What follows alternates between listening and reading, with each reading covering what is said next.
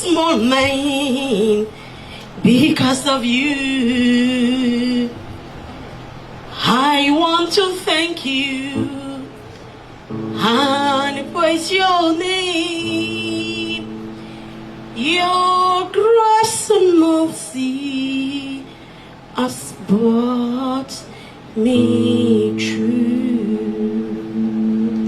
Hallelujah. I want to thank God for His mercy, for His power, His grace that He showed unto me. Actually, we didn't even know we were pregnant until like 16 weeks, 4 months. And so many negative reports has just been coming concerning the pregnancy. But God beat them all. After I put to bed, I started having a gas trap. So we were forced to call the emergency. And they came and they said, I need to go straight to the hospital. That they can't take me to the nearest one. I need to go to where I delivered my baby. We went there. But because of the pain I was going through then, they were just pumping a lot of things into my body. Then when it got to some certain stage, I held the nurse in and I said, what are you putting in my body? And then she explained and I said, oh, I agreed, I allowed her to do that. And I was discharged. I went back home. Then all of a sudden, September 16th, in the middle of the night, my tongue, I started feeling some hitches in my tongue. And I was like, this is not normal. So I went to the mirror to look at it. And I saw that one part of my tongue has been swollen. Then I anointed it and I went back to bed. Within 20 minutes, the other part is swollen too. And I began to reason that if this thing continues to swell through down my lungs, I might not be able to breathe. My husband was in our home. He was in Canada. I called him. I said, I need to go to the emergency now. He was on the phone with me. By the time we could say Jesus is Lord, the tongue has stretched out longer than an animal. On getting to the emergency, I just dropped the car in front of the emergency, my purse. I left a note that in case I passed away, they should call my husband's number, and then that I'm in the emergency center. I don't know how they packed my car, but I just left it there and I ran. On getting there, when they saw me, I was just hearing, everybody was just running out and skelter, and straight away to the theater room. And about more than 50 doctors were there. People were just giving suggestions. While they were talking, the tongue had swollen and my breath I was gasping for air. They tried to pull the camera. As tiny as the camera is, it couldn't go down my throat. So they were saying they need to cut it. That when they cut, I won't be able to talk again. And then I wrote them a note. I said, God gave me a vision by this time next year. And this is the program I'm doing. I won't be able to talk. And the doctor said, well, it's only when you are alive that you'll be able to do a program. That they're going to give me something that when I want to talk, I'll be pressing. So they asked me to sign. I agreed. I said, they should cut it. As they were just about to cut, one small student doctor just said, no, they should not cut it. That they should do it the other way. And they should cut pieces, whatever they want to put in my tummy in a tiny way and gum it together and force it in. And which they did, and it worked.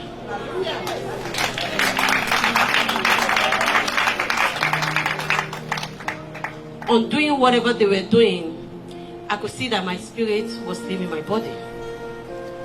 And then eventually my spirit left my body. So I came out of my body. I was looking at my body on the bed. So many doctors were around. So when I looked up, I was talking to the doctor. They were like, oh, we eventually lost her. So I touched the doctors, my hand went through their body. The monitor that was monitoring my heart, everything went blank. And I was like telling them, in Africa, when our TV is not working, we give it a serious beating and the TV will start working.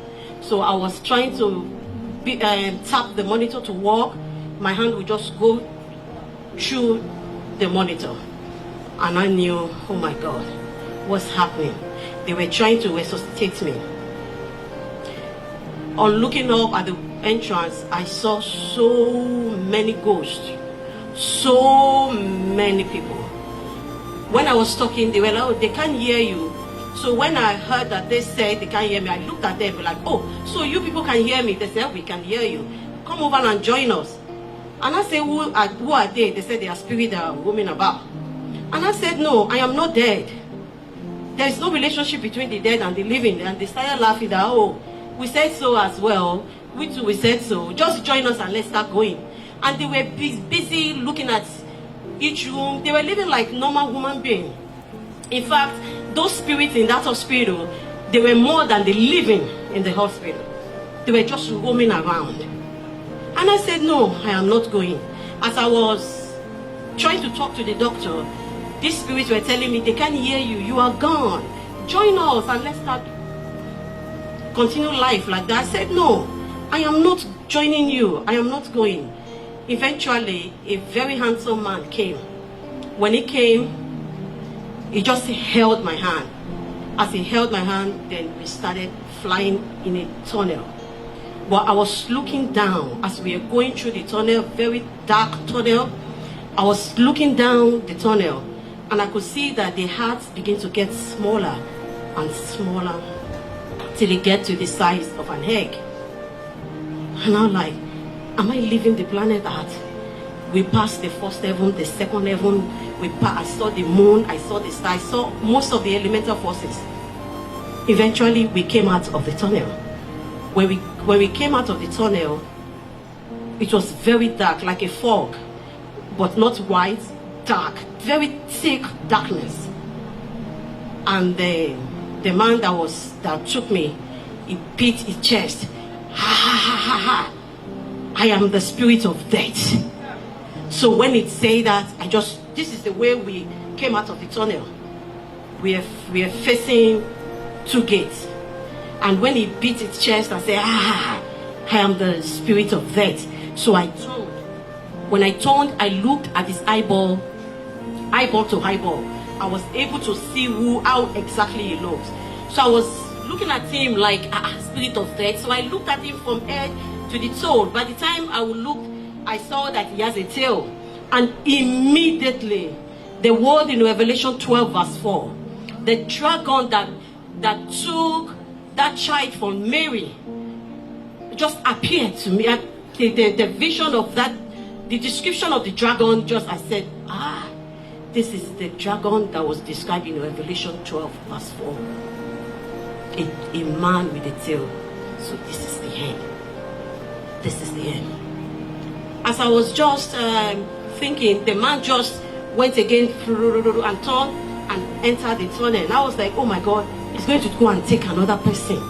He's going there to go and take another person. Then a man appeared to me in white. When he appeared to me in white, it was like on a judgment seat. And he said, welcome.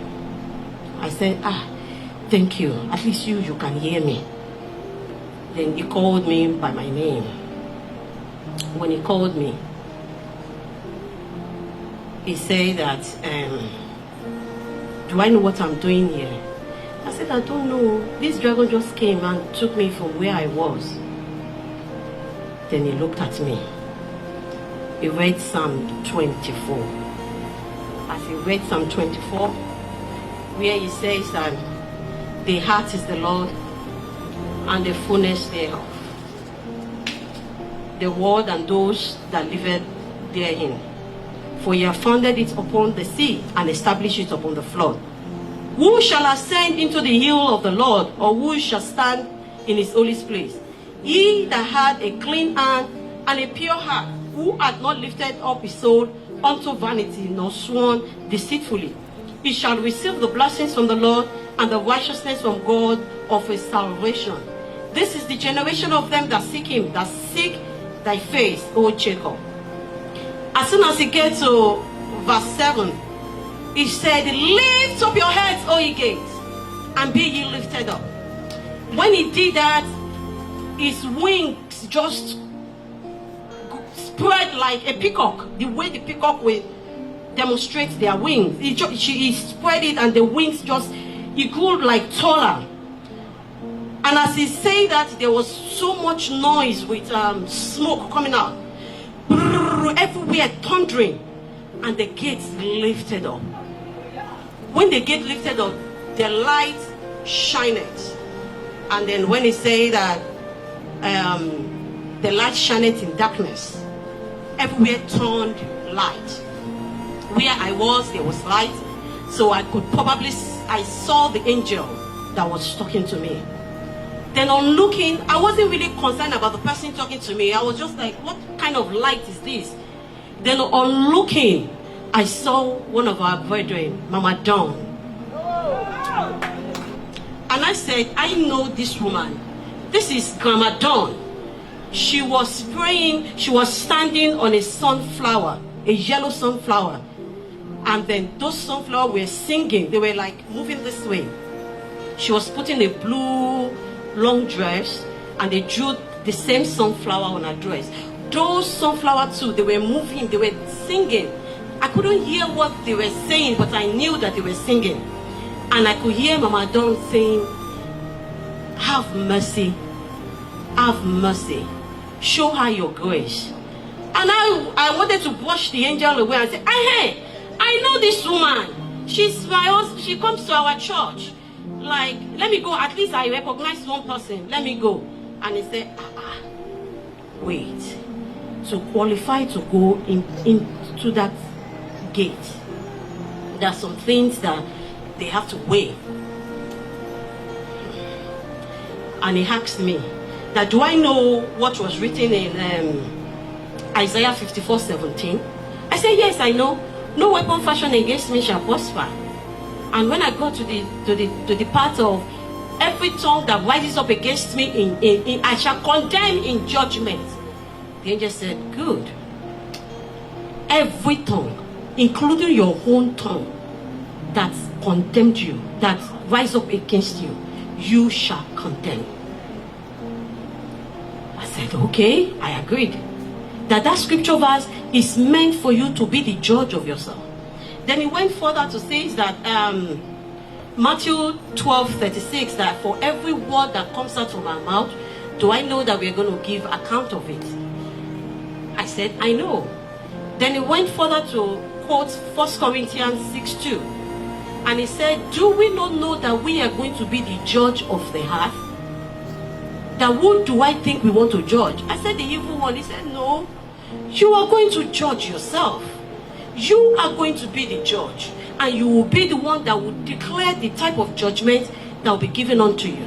So before you go in there, the last question they want to ask me that will qualify me to enter that gate, he now asks me to read Matthew 6. I want all of us to open that Matthew 6. I'm sorry if I'm taking your time. And after this manner, therefore, pray ye, our Father, which art in heaven, hallowed be thy name. Thy kingdom come, thy will be done on earth as it is in heaven. Give us this day our daily bread. And then when I was reading it like the kindergarten, I was reading it very, very fast. Then when I about to go to the next verse, he asked me to calm down. And he said, verse 12, and forgive us our debts as we forgive those that sins against us. So I was about to go to the next verse. He said, no. That is the judgment. You have pronounced your judgment. That is the judgment. I'm going to judge myself, and then I will decide. The word of God says, by thy word thou shalt be justified, and by thy word thou shalt be condemned. That it is by my mouth that will do this judgment. He asked me to read it again, and I said, Matthew 6, I will read it again. As I was going again to read, when I go to forgive us as we forgive those that sins against us, he said that is the judgment. So he just clapped his hand, and there was a scale that came.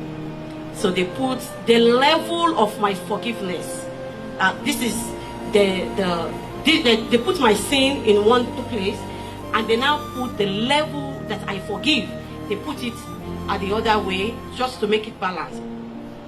But unfortunately, the sin rose far, far above the level of my forgiveness. And he said, who shall come into this place? He that have a clean hand and a pure heart. By the time they scale the level of my forgiveness, it was 0.001%. So he said, depart, I do not know you. Immediately he said that, the gate shut down and everything became dark again. So I don't know where to turn to than to turn to the left side.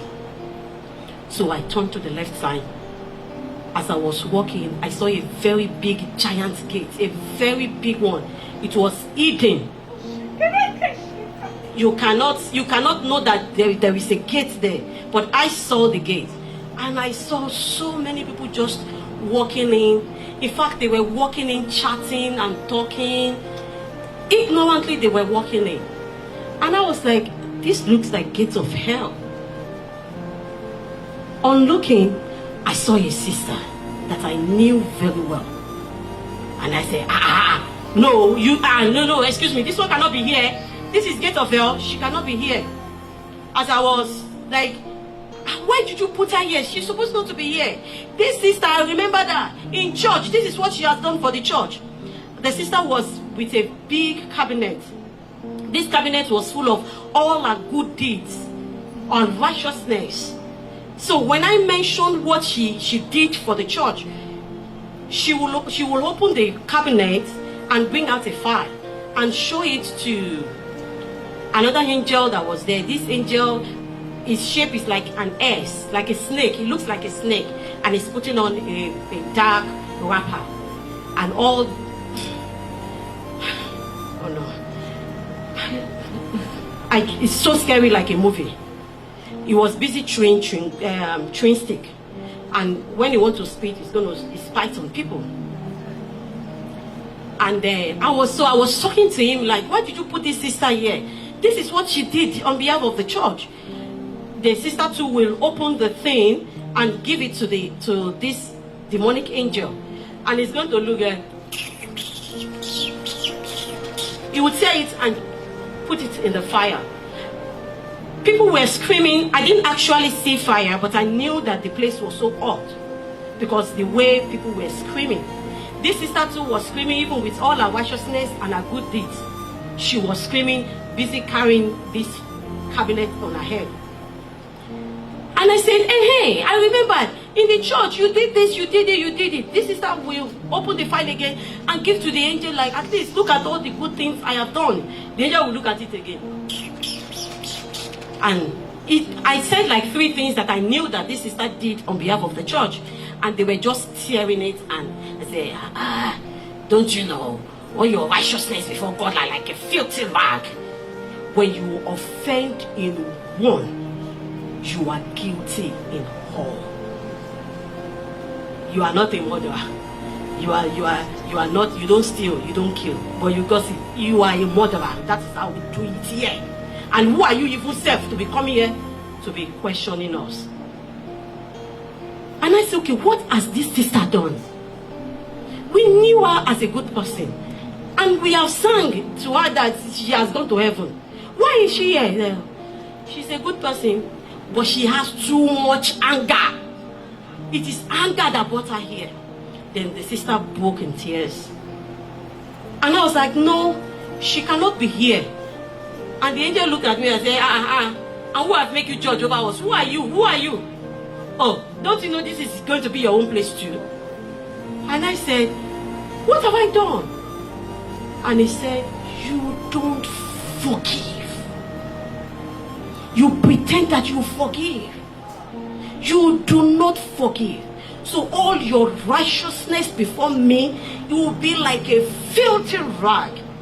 All your righteousness before God will be like a filthy rag, and this is where you will end up to be. And I said, who did I not forgive? I begin to search my heart. Who did I not forgive?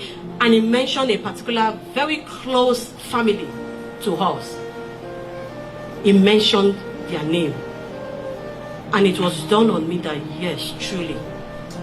Because the Sunday that this thing happened, the brother in quotes actually came, talked to me, apologized, and I said, it is okay. But immediately he dropped. I said, I know it is okay. I'm just going to give you a gap. That was Sunday afternoon. And this happened Sunday midnight. So the sin came to my remembrance like, truly, I did not forgive. Because I have heard. It's because I was closer to you. That's why you were able to do that. I will just give you a gap. I will be greeting you, and that is it. And when the angel said, I said, okay, I agree. But this woman cannot be in hell. So I put my leg in the air. One leg was there. I was about to go this way to pull that sister out. Then I began to hear my husband's voice. He was singing, the resurrection power, do miracle in my life. Today, do miracle in my life. The resurrection power, do miracle in my life. Today, do miracle in my life. And my leg was there already. I just need to like go like that. And I said, that's my husband's voice. That's my husband's voice. So I turned back. As I turned back, I saw Mama Dawn again.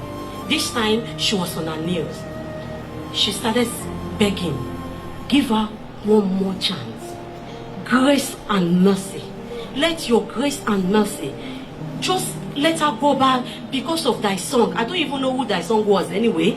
I don't know. I can't even remember that I have children.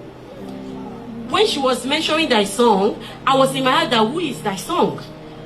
Then our Lord Jesus Christ appeared. When he appeared with the way he went to the cross. The blood on him was not dripping, but it was gushing out.